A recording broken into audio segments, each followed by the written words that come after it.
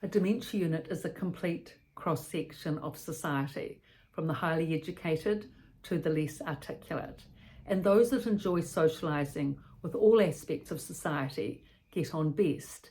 There was a couple, he was very friendly and social. She wasn't, and became very depressed and withdrawn at the dementia unit. And I went to him and said, how was he managing? And he said, look, we've been through the good times and we've been through the bad, but she doesn't like to extend herself to other people. And now really it's just that we're elderly friends and she feels my presence, but she doesn't communicate with me. But I feel comforted with the fact that she's had a good life, we've been through good times together, and now at least we're with each other and we help each other through our presence and our feelings rather than anything active. All the cares are being looked after by the staff now, and I just have to be an onlooker. There's nothing I can do. He said, I found it difficult initially because I wondered, what can I do and how can I help? But then I realized that there was really little I could do except allow the staff to do what they needed to do, and for me to just sit there with her and let my presence be felt. But he said it was difficult to work out. Nobody helps you really with explaining about this, but finally I came to the conclusion that this was the best way to go about it, and knowing that we both had a good life together was really a big solace. So dementia residents have to go through so much, don't they? I mean, you know, whether it's their own journey, whether it's their partner's journey, there's so many personal issues that they have to work through. But still, at the end of the day, they are still living in a dementia unit despite all the challenges. And to be able to adjust their best, to be able to assimilate their best, they need to be able to get on with other people, at least to a limited degree.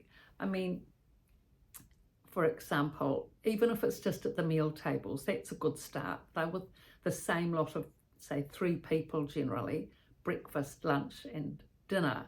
So if they can be courteous and friendly, if you can be courteous and friendly to the people that you're having meals with and socialise, even just a few lines or just even a line or two, each meal time, smiling and friendly and courteous. And, you know, if the person wants something, ask the nurse for it if they're unable to communicate clearly or whatever it is.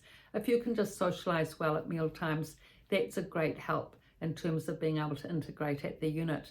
But in terms of being able to have a more interesting life, that is when the activities are important to go to be able to keep the cognition going, to be able to keep the focus, the concentration, the absorption going.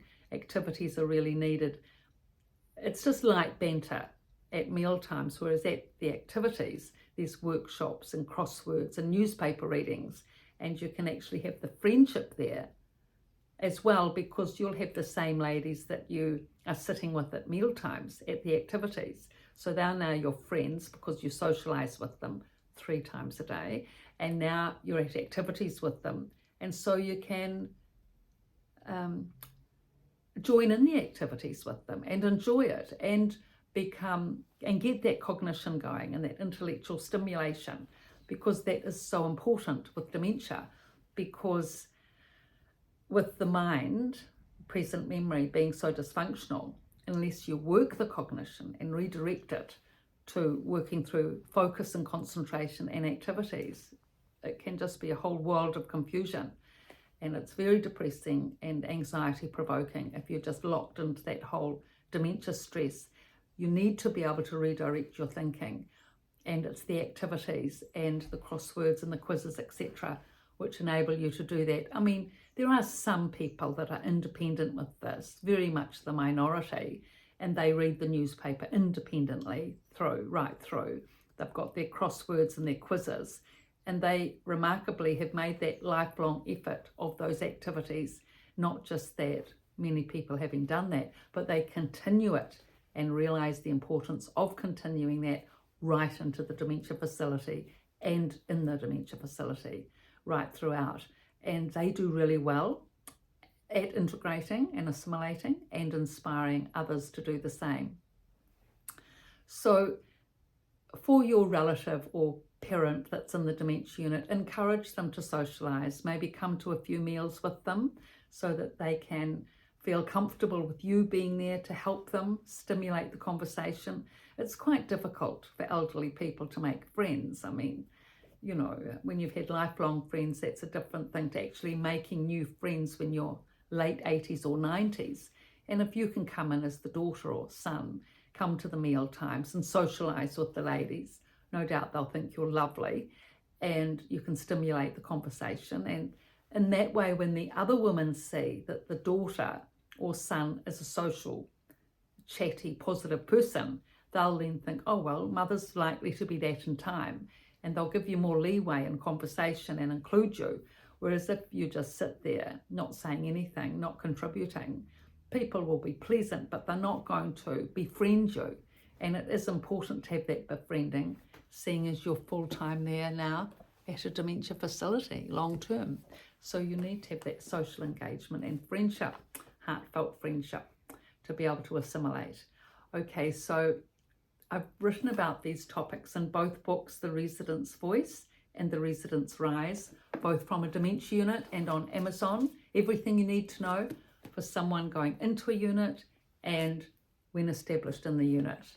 So the second book goes into a lot about depression, anxiety and anger and how to manage that at the various levels, low, moderate and high. So thank you for your contribution, support, likes and comments, and please pass on. I appreciate your support. Thank you.